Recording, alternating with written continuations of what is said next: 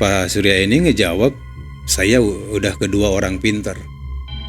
Dan mereka bilang gak sanggup. Dan kata mereka, ini berat. Pak Jaka juga bilang teman-teman, kalau seperti itu berarti batu merah delima itu ada penjaganya. Dan udah pasti itu adalah sosok goib yang kuat.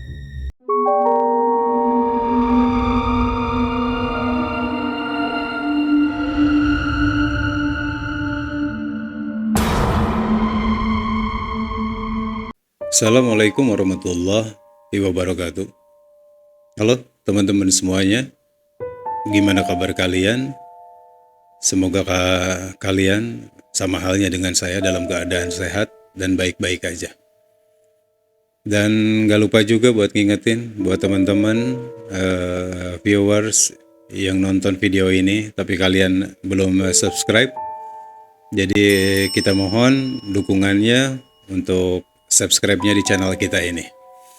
Oke teman-teman, di edisi story kali ini saya akan bercerita tentang seorang paranormal yang berasal dari Cipatik, Kabupaten Bandung, yang diminta oleh seseorang untuk melakukan penarikan benda pusaka, yaitu batu merah delima, yang berada di salah satu pohon beringin tua ya teman-teman, yang usianya itu udah ratusan tahun mungkin, yang berada di Banten, Jawa Barat.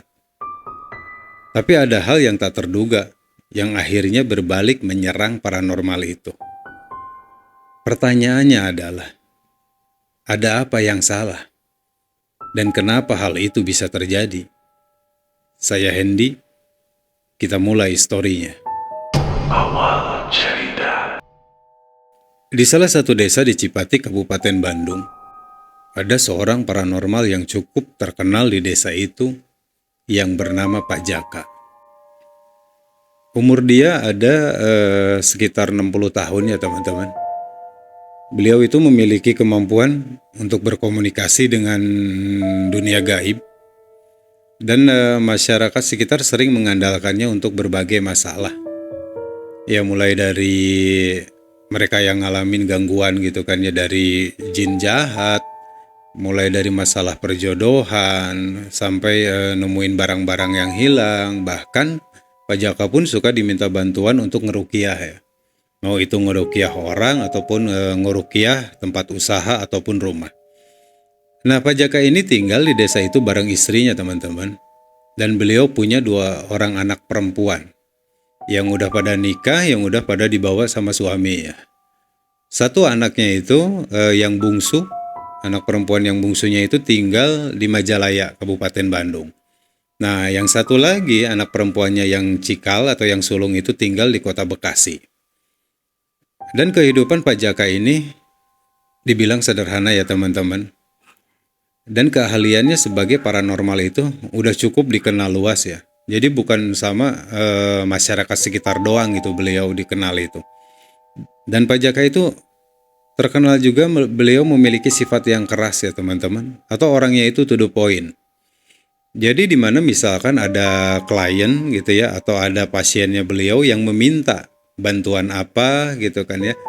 Kalau beliau mengatakan gitu kan ya harus A, itu udah gitu kan ya, udah paten harus A, nggak bisa dirubah-rubah lagi gitu kan. Jadi orangnya itu strike. Jadi di mana kata Pak Jaka gitu kan harus A, itu tinggal dibalikin lagi ke pasiennya ya, atau ke tamunya itu. Kalau mau ngikutin ya sok ikutin, kalau nggak mau ngikutin ya udah, mereka tinggal pulang. Jadi udah bener-bener gitu kan ya, sesimpel itu Pak Jaka ini ya teman-teman. Tapi dia juga emang punya keberanian yang cukup mumpuni menurut saya ya. Dan dia nggak gentar sama sekali untuk ngadepin hal-hal yang sifatnya itu berbau gaib. Kedatangan tamu. Tepatnya Senin 20 Oktober 2014. Ketika Pak Jaka sedang menikmati secangkir kopi teman-teman di teras rumahnya, seorang tamu yang ya tak terduga datanglah berkunjung. Tamu itu adalah Pak Surya, seorang pengusaha yang berasal dari kota Banten. Dengan penampilan rapi dan mobil mewah yang diparkir di halaman rumah Pak Jaka, Nah, kedatangan Pak Surya ini menarik perhatian tetangga sekitar rumah Pak Jaka ya teman-teman. Karena mungkin ngelihat dari tongkrongannya ya, dengan mobilnya gitu kan ya, mobil mewah lah gitu kan ya, sekelas SUV gitu ya. Dengan dandanannya pun gitu kan, dandanan yang rapih, yang perlente lah, gimana lah orang-orang pengusaha. Nah, setelah beliau turun dari mobil, disambutlah dengan ramah ya sama Pak Jaka. Terus Pak Jaka ngajak masuklah tamunya ini ke dalam. Nah, sudah duduk di ruang tamu, Pak Surya menyampaikan maksud kedatangannya. Kalau dia ngedenger dari orang-orang, kalau Pak Jaka ini adalah paranormal yang hebat yang ada di daerah situ. Terus dia sampaikan juga maksud kedatangannya itu untuk meminta bantuan ke Pak Jaka ini. Nah, saat itu teman-teman, Pak Jaka ngelihat tamunya dengan penuh pendalaman. Ya kalau istilah orang-orang kebatinan itu, tamunya itu atau pasiennya itu sambil ngomong, tapi Pak Jakanya itu berusaha untuk menerawang, untuk ngelihat lebih dalam ini orang seperti apa. Ini orang bagaimana gitu ya. Sambil si orang tersebut bercerita, jadi Pak Jaka itu mendalami akan hal itu. Nah, sudah itu nggak lama, kemudian Pak Jaka nanya gitu kan ya, apa yang bisa saya bantu ya ke si Pak Surya ini. Nah, si Pak Surya ini nyampein lah kalau dia itu pengen Pak Jaka ngambil pusaka batu merah delima yang ada di pohon beringin tua di daerah Banten teman-teman. Ya di suatu desa di Banten. Pak Surya ini bilang juga dia akan ngasih imbalan sebesar 30 juta jika Pak Jaka berhasil menarik pusaka merah delima itu.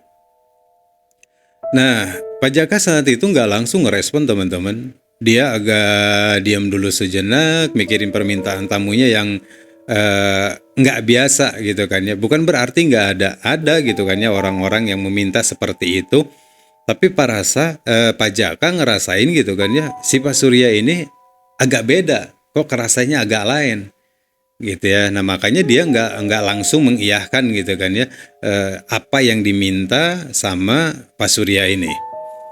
Nah Pak Jaka balik nanyalah ke tamunya ini, kenapa harus nyuruh ke saya? Dan tamunya ini atau si Pak Surya ini ngejawab, saya udah kedua orang pinter. Dan mereka bilang gak sanggup. Dan kata mereka, ini berat. Pak Jaka juga bilang teman-teman, kalau seperti itu berarti batu merah delima itu ada penjaganya. Dan udah pasti itu adalah sosok goib yang kuat. Saat itu Pak Jaka menyampaikan seperti itu. Karena kenapa? Ngedengar penjelasan dari si Pak Surya itu, kalau udah pernah ada dua orang pinter gitu ya atau paranormal yang dicoba dimintain tolong, sudah sampai di lokasi mereka bilang nggak sanggup, mereka bilang nggak kuat karena memang ada sosok penunggunya, ya. Dan dari situ pun kan Pak Jaka ngambil kesimpulan, oh berarti kalau seperti itu betul. Kalau ini berarti ada sosok gitu kan ya penunggunya atau goibnya yang benar-benar kuat gitu kan ya, bukan yang ecek-ecek lah ya teman-teman. Nah, si Pak Surya ini kemudian bilang, makanya saya datang ke sini karena saya dengar kemampuan Pak Jaka. Dan saya juga tahu kalau ini tuh beresiko. Tapi saya butuh batu merah delima itu mau dipakai gitu kan buat di usaha saya. Itu yang disampaikan sama si Pak Surya saat itu.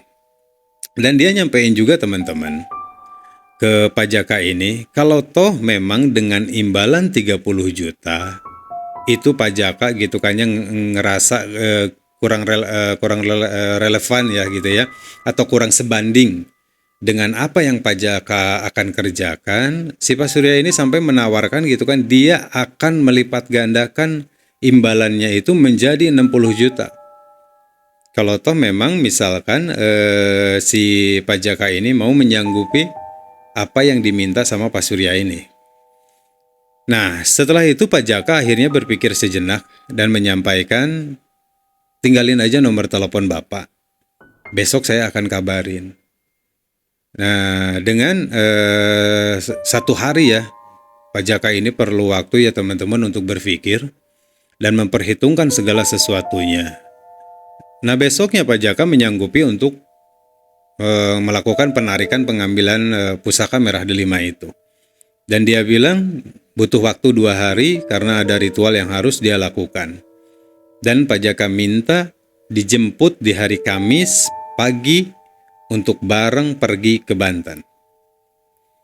Dan Pak Surya menyanggupi hal itu, ya dia senang lah kalau misalkan Pak Jaka ini gitu kan ya mau untuk nolong dia. Nggak lama dari situ pasiennya ini atau tamunya ini yang bernama Pak Surya ini ngetransfer uang lah teman-teman sejumlah 10 juta. Ya istilahnya itu down payment lah atau DP atau tanda jadi gitu kan dengan menyampaikan ke Pak Jaka ini uang 10 juta. Kalau toh memang ada sesuatu yang harus disiapin dulu atau dibeli dulu gitu kan ya silahkan pakai aja dulu itu uang. Nah, jadi dari situ si Pak Jaka ini kan siap ya teman-teman untuk ngebantuin nih si Pak Surya. Nah, yang perlu teman-teman tahu, saya tahu ceritanya ini dari anak sulungnya Pak Jaka ya teman-teman yang ada di Bekasi itu. Yang qadarullah secara kebetulan dia pernah datang ke rumah saya tahun 2018 apa 2019 ya. Saya kurang ingat persis, tapi yang saya ingat dia datang ke rumah saya itu tuh sebelum Covid. Ya, dia datang itu ke rumah saya itu ngantar mertuanya dari Solo. Nah, mertuanya ini udah kenal lama dengan saya. Dan beliau datang ke tempat saya itu saat itu ya teman-teman untuk meminta bantuan doa terhadap saya. Karena beliau ini menduga kalau anak perempuannya itu kena pelet sama laki-laki. Dari historinya itu katanya sampai ninggalin utang si anak perempuannya ini sampai dengan ratusan juta. Karena habis gitu kan ya sama itu laki-laki. Dan si anaknya ini cenderung nurut banget ke itu laki-laki. Makanya mertuanya anak Pak Jaka ini ya yang datang ke tempat saya itu kan dia orang yang udah lama kenal dengan saya. Dia itu meminta tolong untuk dilihat seperti apa anaknya itu bagaimana gitu kan ya sampai bisa ninggalin utang dengan ratusan juta ya hanya untuk ngebela-belain seorang laki-laki. Nah, pastinya teman-teman akan bertanya, kenapa nggak ke Pak Jaka ya datangnya itu gitu kan ya untuk minta bantuan itu? Kenapa datangnya harus ke saya? Nah, sementara kan kalau misalkan teman-teman ketahui, Pak Jaka ini kan otomatis adalah mantunya tamu yang datang ke saya itu yang dari Solo itu kan, karena dia itu mertuanya anaknya Pak Jaka. Jadi kan berarti ke Pak Jaka ini kan berarti mantunya. Nah kenapa nggak minta bantuannya ke Pak Jaka ya? Yang notabene Pak Jaka juga adalah seorang paranormal kan. Dia pun punya kemampuan gitu kan untuk ngebantuin, untuk ngeberesin hal-hal seperti itu. Nah kenapa saat itu nggak datang ke Pak Jaka? Teman-teman ikutin aja cerita video ini sampai akhir untuk tahu kenapa mertuanya yang dari Solo itu nggak datang ke Pak Jaka saat itu. Dan kenapa dia memilih untuk datangnya ke saya. Hari penarikan pusaka merah delima. Kamis 23 Oktober 2014 adalah hari yang ditunggu-tunggu oleh Pak Surya. Sekitar jam 8 pagi Pak Surya sampailah di Cipatik di rumahnya Pak Jaka teman-teman. Saat itu Pak Jaka pun udah nunggu di ruang tamu. Singkat cerita, Pak Jaka, Pak Surya, dan sopirnya pergilah ke Banten di pagi hari itu teman-teman. Nah, sampai di Banten, Pak Jaka minta untuk ke rumahnya Pak Surya dulu. Ya, nggak langsung ke lokasi gitu kan pohon beringin atau ke lokasi penarikan pusaka itu. Kenapa? Karena Pak Jaka menyampaikan ada ritual yang harus disiapkan dan dia menyampaikan juga harus ngitung jam bagusnya itu di jam berapa yang tepatnya untuk menuju ke lokasi pohon beringin itu. Dan Pak Surya gitu kan sebagai orang yang meminta bantuan saat itu dia pun mengiyakan menyanggupi hal itu. Yang akhirnya mereka semua gitu kan ya, pergilah gitu kan ke rumahnya Pak Surya dulu. Tepat jam 11 malam teman-teman, Pak Jaka ngasih perintah ke Pak Surya kalau ini waktunya untuk pergi. Mereka bergegaslah, prepare, nyiapin segala sesuatunya untuk pergi ke itu lokasi. Dan ternyata teman-teman, ke lokasi pohon beringin itu memakan waktu perjalanan dari rumah Pak Surya itu kurang lebih 1,5 jam untuk bisa nyampe gitu kan ya, di tepatnya itu di salah satu desa. Nah, dan posisi si pohon beringin itu ada di balik desa itu atau di belakangnya. Jadi kayak ada hutan kecil gitu teman-teman. Nah, si pohon beringin itu tepat di situ. Jadi di desa itu di belakangnya lah, gitu ya, di balik dari desa itu. Nah, sesampainya mereka di sana, saat itu mereka berempat teman-teman. Berempat itu ada Pak Jaka, ada Pak Surya, ada sopirnya, dan satu lagi rekannya Pak Surya yang bernama Tony. Dan mereka pun sangat ngelihat di sekitaran akar pohon beringin itu, mereka nemuin ada beberapa sesajen bekas orang ritual di sana ya teman-teman. Nah, tepat di depan pohon beringin itu, Pak Jaka pun bilang kalau ini pohon keramat. Dan ini udah ada, ini pohon sejak zamannya Karuhun. Nah, istilah Karuhun itu kalau diartikan sama kayak leluhur ya teman-teman. Nah, sudah itu tepat di bagian bawah dari pohon beringin itu ada lubang ya teman-teman. Ada lubang besar gitu, tapi nggak tinggi si lubangnya itu ya. Jadi lubangnya itu pendek, cuman lingkarannya itu agak besar. Jadi kalau misalkan orang dewasa mau masuk ke dalam lubang itu nggak bisa berdiri tegak. Jadi gitu kan, orangnya itu harus masuknya itu ngebungkuk ya. Nah, nggak lama dari situ, Pak Jaka pun nyiapin lah segala sesuatu yang udah dia bawa ya. Mulai dari sesajen gitu kan dan yang lainnya, semua itu digelarlah di depan pohon beringin itu. Nah, saat itu yang digunakan sama Pak Jaka adalah sebagai alasnya ya teman-teman, untuk nyimpan sesajen dan lain sebagainya. Nah, alas yang pertama dia gelar itu di depan pohon beringin itu adalah kain kafan. Seudahnya kain kafan, kemudian di atasnya gitu kan digelar lagi kain samping teman-teman. Sudah itu Pak Jaka pun nyiapin sesajennya di atas kain samping itu, kemudian dia duduk sila di situ. Dan 3 orang yang lainnya teman-teman yang saat itu ikut ya, mereka pun akhirnya duduk sila juga gitu kan ya, agak ke belakang sedikit gitu kan dari Pak Jaka duduk. Jadi mereka itu berempat duduk sila. Nah, kemudian setelah itu proses ritualnya dimulai lah sama Pak Jaka gitu kan. Nah, lagi berjalan ya teman-teman. Ritual itu ya kurang lebih ritual itu baru berjalan beberapa menit ya teman-teman. Nah, tiba-tiba dari lubang pohon beringin itu keluar ular-ular kecil gitu kan ya, sampai ke ular yang ukurannya sedang ya.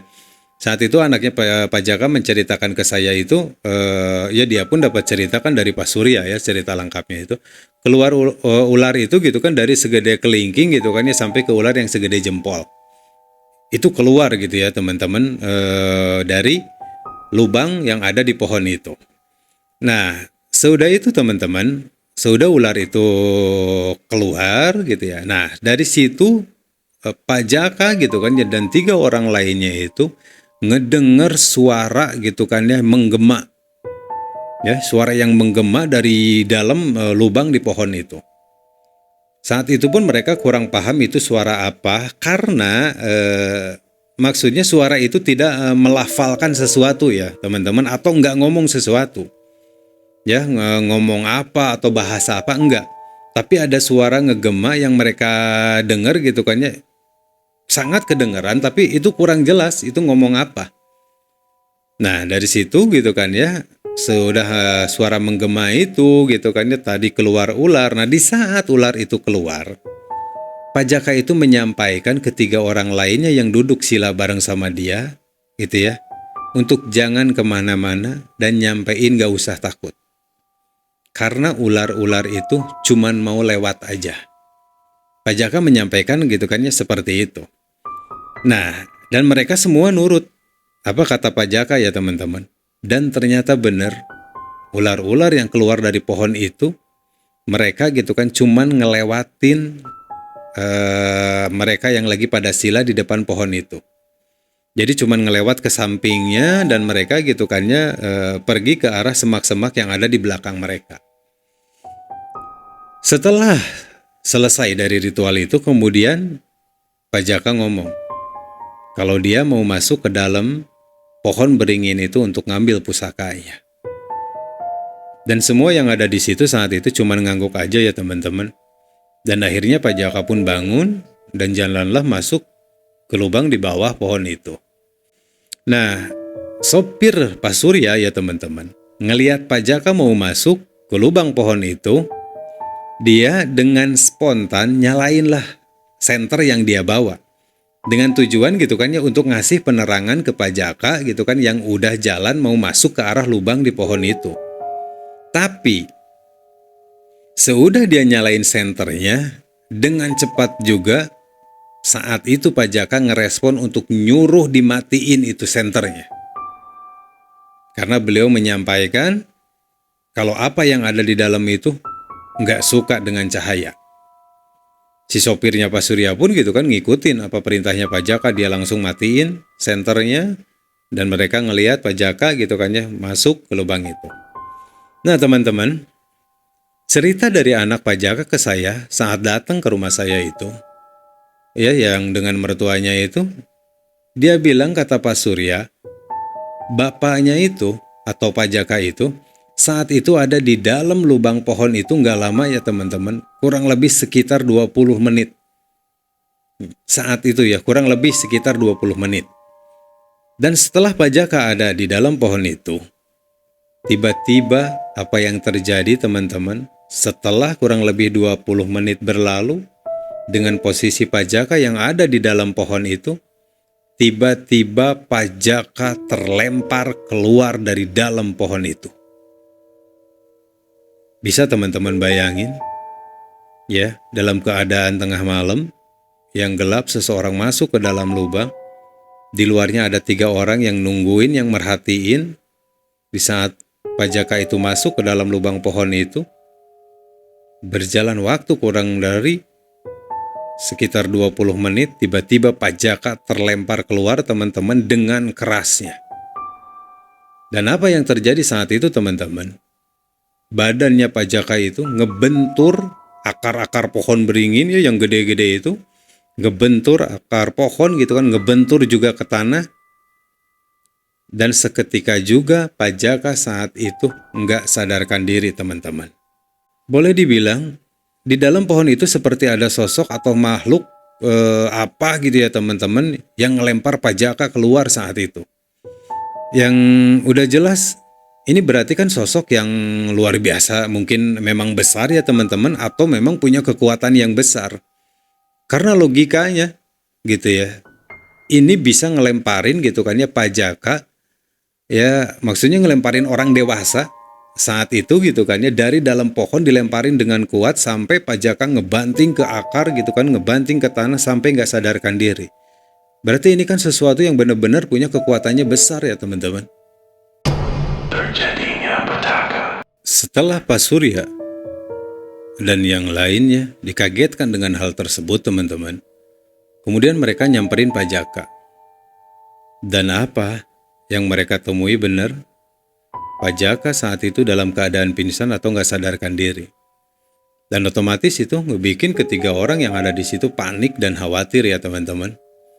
Dan mereka langsung bergegas ngebawa Pak Jaka untuk keluar dari area pohon beringin itu ya teman-teman.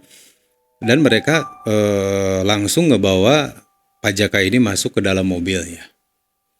Dari situ Pak Surya ngebawa Pak Jaka untuk ke rumah sakit. Karena itu yang ada di pikirannya saat itu ya.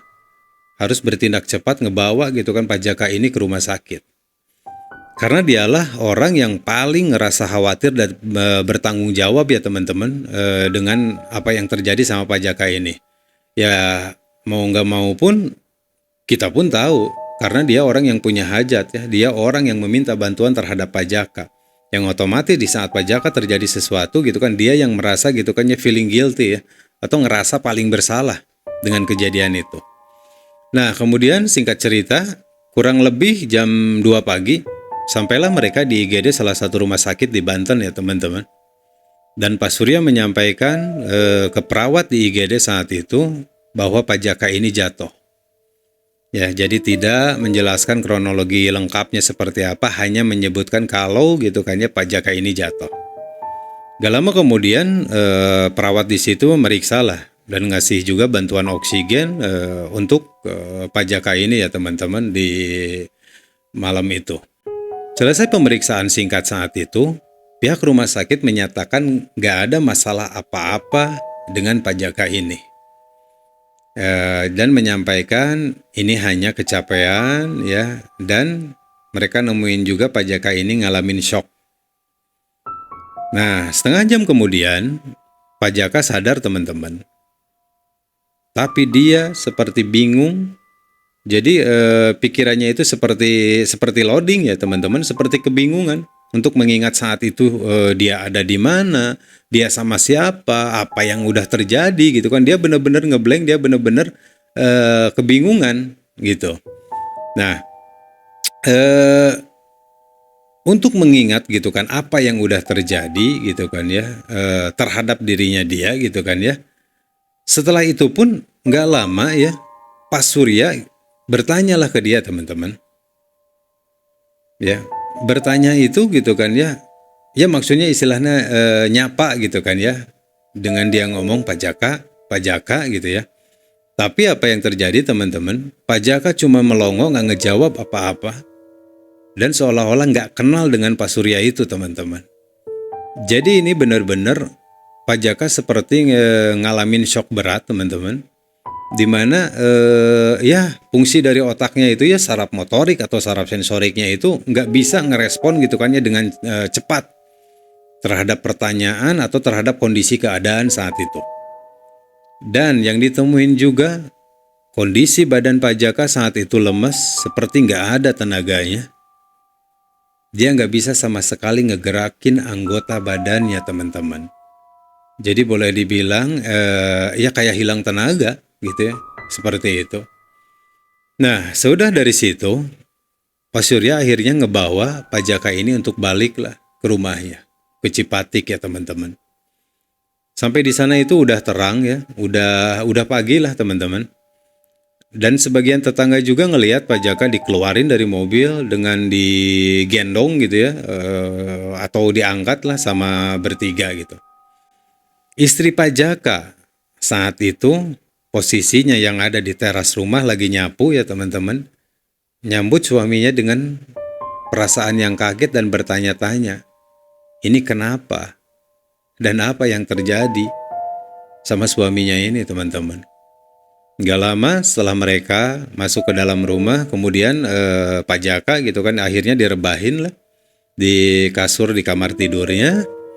Setelah itu Pak Surya menceritakan kronologi lengkapnya kejadian apa yang udah terjadi menimpa Pak Jaka ini ke istrinya. Disampaikan semuanya gitu ya, dari awal gitu kan sampai dengan ritual, sampai dengan prosesi, sampai dengan kejadian Pak Jaka terlempar dari dalam lubang pohon beringin itu. Itu semuanya gitu kan ya disampaikan ke istrinya. Nah saat itu teman-teman, respon istrinya itu cuma bisa nangis. Ada rasa khawatir pastinya, walaupun istrinya ini paham akan resiko yang pasti ada dari apa yang suaminya kerjakan ya teman-teman. Dimana dia ngebantu orang atau dia berurusan dengan hal-hal gaib gitu kan, istrinya ini paham kalau itu bukan tanpa resiko ya, tapi itu gitu kan punya juga resikonya. Jadi dia cuma bisa nangis ngedengerin gitu kan kronologi lengkapnya apa yang disampaikan sama Pak Surya saat itu. Nah kemudian sudah itu ya teman-teman, Pak Surya juga menyampaikan bahwa dia akan bertanggung jawab penuh soal biaya. Maksudnya itu begini, Jadi di mana keluarganya Pak Jaka gitu kan ya akan ngambil misalkan tindakan medis ataupun non medis mau ke alternatif atau kemana gitu ya untuk gitu ya kesembuhan Pak Jaka ini. Jadi Pak Surya ini sepenuhnya teman-teman akan bertanggung jawab soal biaya atau apapun itu. Ya, yang harus dikeluarin, yang harus mereka bayar atau gimana gitu kan ya. Jadi mereka eh, udah terlepas dari hal itu dan itu akan menjadi tanggungannya si Pak Surya ini ya sebagai orang yang minta bantuan awalnya ke Pak Jaka. Setelah itu Pak Surya ini menitipkan sejumlah uang ya teman-teman ke istrinya Pak Jaka dan dia pun nitipin nomor telepon untuk dihubungin kalau toh memang ada perlu bantuan apa-apa dia minta jangan sungkan untuk ngehubungin dia. Gak lama dari situ Pak Surya, rekannya yang bernama Tony itu ya dan supirnya akhirnya mereka pamitlah pulang teman-teman. Medis dan non-medis. Hari demi hari yang dilewatin Pak Jaka, kondisinya masih sama seperti awal dia pulang teman-teman. Dengan badan yang lemes, gak ada tenaganya, pikirannya kosong, dan tetap dia nggak bisa ngerespon setiap pertanyaan atau obrolan ya teman-teman dari istrinya, dari keluarganya ataupun dari anak cucunya. Dan untuk makan atau minum pun Pak Jaka saat itu cukup kesulitan teman-teman. Dia hanya bisa makan itu bubur atau makanan-makanan yang sifatnya lembut ya teman-teman, yang nggak harus gitu Pak Jaka itu untuk ngunyah saat itu gitu kan. Kondisinya itu sampai dengan di titik itu teman-teman. Akhirnya pihak keluarga ngehubungin Pak Surya dan menyampaikan akan mengambil tindakan medis. Dan Pak Surya pun saat itu ngerespon dengan baik gitu kan, mengiyahkan silahkan kalau mau dibawa ke rumah sakit atau dibawa ke dokter untuk dilakukan gitu kan ya tindakan medis. Beliau mendukung itu. Dan beliau pun menyampaikan untuk kedua kalinya perihal nanti soal biaya gitu kan gimana dan seperti apa gitu kan ya beliau yang akan bertanggung jawab soal itu. Nah, tujuannya dari keluarga untuk ngebawa ya Pak Jaka ini ke rumah sakit teman-teman, karena keluarga itu pengen diambil tindakan pemeriksaan yang lebih mendalam ya teman-teman, atas apa yang terjadi gitu kan ya dengan kondisi bapaknya ini atau Pak Jaka ini. Kenapa gitu kan ya kok lemes seperti ini, kok kenapa jadi diajak ngobrol gitu kan ya nggak ngerespon, ditanya nggak ngerespon gitu ya. Mereka pengen tahu lebih mendalam ini apa yang terjadi sama bapaknya dari sisi medis ya teman-teman. Nah singkat cerita beberapa hari menjalani perawatan lah di rumah sakit gitu ya dengan serangkaian pemeriksaan yang dilakukan. Nah kemudian ya akhirnya dari medis menemukan kalau Pak Jaka ini mengalami paralis. Paralis itu ya teman-teman adalah kondisi lumpuh karena gangguan pada syaraf ya yang berperan untuk menggerakkan otot di badan kita ya. Itu namanya paralis. Dan itu bisa terjadi teman-teman karena adanya cedera di ruas tulang belakang kita. Nah, setelah mendengar penjelasan seperti itu dari pihak medis, keluarga Pak Jaka ya istilahnya bisa menerima hal itu ya teman-teman. Karena mereka pun udah ngedenger kan kronologinya dari Pak Surya itu seperti apa gitu kan. Ngebilangin jatuh, ngebilangin ya terlempar gitu kan, ngebentur ke akar, ke tanah gitu ya. Jadi mereka pun di saat dari medis menyampaikan adanya indikasinya itu cedera di ruas tulang belakangnya itu, jadi mereka pun gak begitu kaget karena kronologi versi dari Pak Surya pun gitu kan memang betul gitu kan badannya itu ada benturan yang cukup keras ke akar-akar pohon beringin itu. Tapi teman-teman dari hasil ronsen rumah sakit gitu kan ya saat itu tidak menemukan adanya cedera gitu kan ya atau luka di ruas tulang belakang Pak Jaka ini. Ya, nggak ada mereka temuin kalau ada cedera di tulang belakangnya Pak Jaka ini. Ini dari hasil medis saat itu. Dan akhirnya setelah 8 hari dirawat di rumah sakit, keluarga Pak Jaka sepakat untuk ngebawa Pak Jaka pulang teman-teman. Dengan maksud untuk berikhtiar juga ya dari sisi non medis. Karena dengan keterangan yang udah didapetin dari medis gitu kan, ini indikasinya itu pertama kena paralis, kemudian ada indikasinya itu ada cedera di tulang belakang. Tapi dari hasil ronsen tidak menemukan kalau itu ada cedera di tulang belakang. Makanya saat itu keluarganya Pak Jaka itu bersepakat untuk ngebawa pulang dengan tujuan berarti ini kita harus berikhtiar ke ranah yang non medis atau ke alternatif. Ya, untuk mencari tahu ini ada apa. Ya, jadi mereka combine gitu kan, dari sisi medisnya mereka udah tahu begini penjelasannya. Nah, mereka gitu kan sekarang mau tempuh itu jalan non medisnya, pengen tahu ini penjelasannya seperti apa. Nah, buat teman-teman ya, hal ini gitu kan ya, sangat-sangat bisa terjadi dan benar-benar itu nggak bisa kita duga atau nggak bisa kita prediksi. Terlebih Pak Jaka ini ya teman-teman, yang berurusan dengan hal yang sifatnya tak kasat mata atau gaib. Penting untuk kita punya rasa takut. Tapi bukan berarti kita harus menjadi penakut. Kenapa seperti itu? Karena punya rasa takut dengan penakut itu dua hal yang berbeda. Ya, kalau menurut saya, ya teman-teman, menurut saya pribadi. Ya, punya rasa takut gitu kan dengan penakut itu dua hal yang berbeda.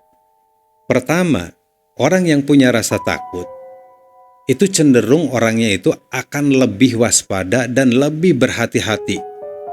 Jadi akan lebih memperhitungkan segala sesuatunya. Mulai dari resiko terkecil sampai dengan resiko terbesarnya itu akan diperhitungkan. Kalau orang yang punya rasa takut. Nah, berbeda dengan orang yang punya rasa penakut atau punya sifat penakut. Itu sangat berbeda. Kenapa gitu kan ya? Karena penakut itu cenderung akan ngebawa kita ke dalam suatu keadaan ya teman-teman, di mana kita nggak bisa lagi berpikir secara rasional atau kita nggak bisa lagi berpikir jernih. Kenapa seperti itu? Karena rasa takutnya itu udah nguasain pikiran kita. Yang akhirnya yang terjadi malah kita melakukan suatu tindakan yang bodoh. Ya. Karena di saat otak kita udah nggak bisa lagi mikir gitu kan ya dengan logika, mikir dengan rasional, mikir dengan baik, ya karena udah keburu ketakutan, dan kita bisa terjadi kita melakukan suatu tindakan atau suatu hal yang bodoh yang bisa ngerugiin diri kita sendiri. Ikhtiar dari sisi non medis pun akhirnya dilakukan keluarga Pak Jaka teman-teman. Mulai dari manggil beberapa ustadz untuk mendoakan Pak Jaka. Dan ustadz itu pun meminta sama keluarga untuk sering-sering ngedoa bareng-bareng. Ya, dengan tujuan ya seluruh keluarganya itu agar bisa gitu kan ya mendoakan Pak Jaka, meminta gitu kan ya ke Allah Subhanahu wa taala untuk Pak Jaka ini disembuhkan seperti sedia kala. Nah, selain itu keluarga pun ada manggil beberapa orang pintar untuk ngebantu kesembuhan dari Pak Jaka ini teman-teman. Nah, cerita dari anaknya Pak Jaka saat itu nyampein ke saya, kalau beberapa orang pintar bilang bahwa lelembutan itu istilahnya itu kalau di istilah orang-orang kebatinan itu namanya itu sukma ya teman-teman. Nah, sukmanya dari Pak Jaka ini udah dibawa sama sosok gaib penjaga batu merah delima di pohon itu. Ya, walau alam bisawab ya teman-teman, kebenaran akan hal itu. Dan selain itu, mereka juga menyampaikan kalau ini itu memang berat. Dan orang-orang pintar itu pun menyampaikan, ya semoga aja lah ada keajaiban buat Pak Jaka ini untuk bisa sembuh normal kembali ya teman-teman. Mendengar semua penjelasan atau saran dari para ustadz dan orang pintar itu, pihak keluarga terlebih saat itu hanya bisa pasrah teman-teman. Dengan berharap semua yang terbaik untuk Pak Jaka ini. Karena mereka naruh harapan besar untuk Pak Jaka ini bisa sembuh, sehat kembali, bisa kumpul ya, bercengkrama dengan keluarga, terlebih dengan anak cucunya dia teman-teman. Mandalam. Rabu 5 Agustus 2015. Pak Jaka akhirnya menghembuskan nafas terakhirnya teman-teman. setelah kurang lebih beliau 10 bulan berjuang dan bertahan dengan sakitnya itu. Duka mendalam dirasakan keluarga, tetangga di sekitar beliau, dan orang-orang yang pernah beliau bantu saat itu. Sampai dengan Pak Surya itu, yang terakhir meminta bantuan beliau, Pak Surya pun merasakan duka yang mendalam ya. Terlebih, Pak Surya ngerasa orang yang, iya, seperti tadi saya bilang, ngerasa orang yang bersalah ya teman-teman. Dengan apa yang kejadian menimpa Pak Jaka ini. Walaupun saat itu Pak Surya nggak dapat benda pusaka yang dia mau ya, atau nggak dapat batu merah delimanya itu. Tapi dari situ Pak Surya makin sadar ya teman-teman. Ternyata memang benar hal itu ada. Risiko besarnya yang harus dihadapi. Yang nggak bisa saat itu Pak Surya pun memprediksikan hal itu. Dan almarhum Pak Jaka inilah sebagai contoh nyatanya yang menjadi korbannya.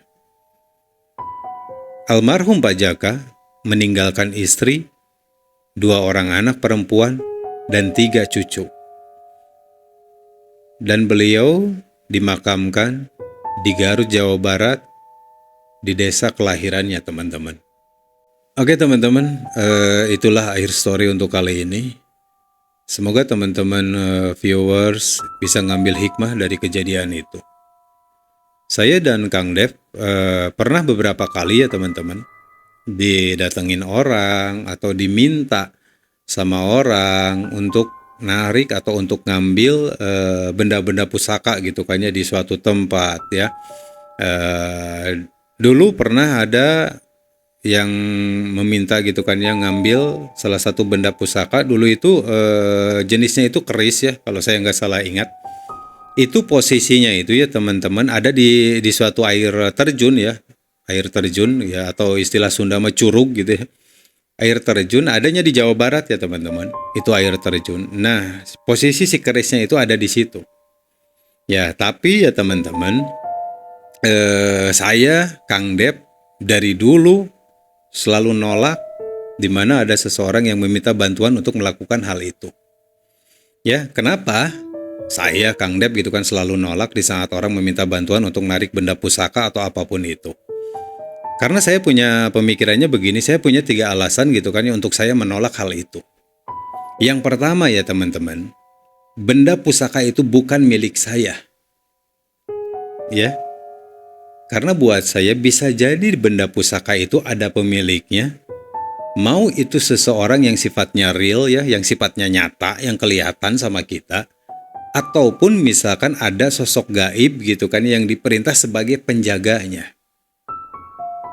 Logika sederhananya begini, kalau saya memaksakan diri ya atau Kang Dep gitu kan ya atau kita berdua memaksakan diri untuk ngambil pusaka ini, secara logikanya berarti saya udah ngambil barang yang bukan milik saya. Atau kata lain gitu kan saya udah nyuri berarti itu barang. Ya, dan udah jelas itu pasti akan ada risikonya. Ya, dengan risiko yang sifatnya nyata. Ya, terhadap diri saya, terhadap Kang Dep. Nah ini, gitu kan ya. Alasan pertama kenapa saya nggak mau. Ya, karena ini nyata. Kalau apa yang akan saya ambil itu bukan barang punya saya.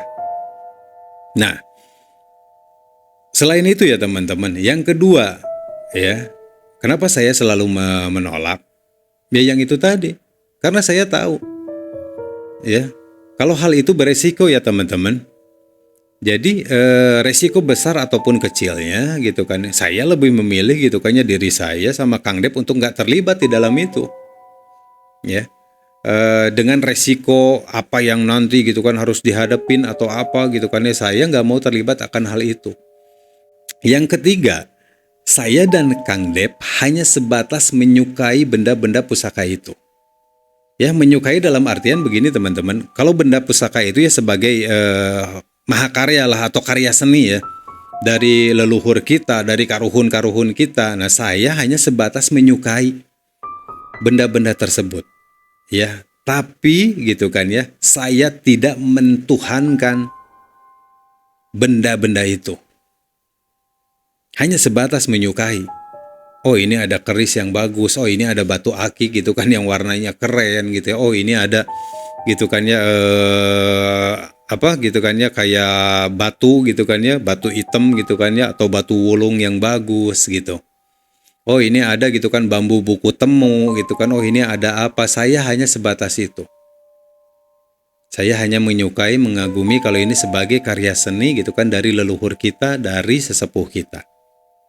Hanya sebatas itu. Nah, di orang Sunda ya teman-teman, ada istilah peribahasa yang berbunyi seperti ini.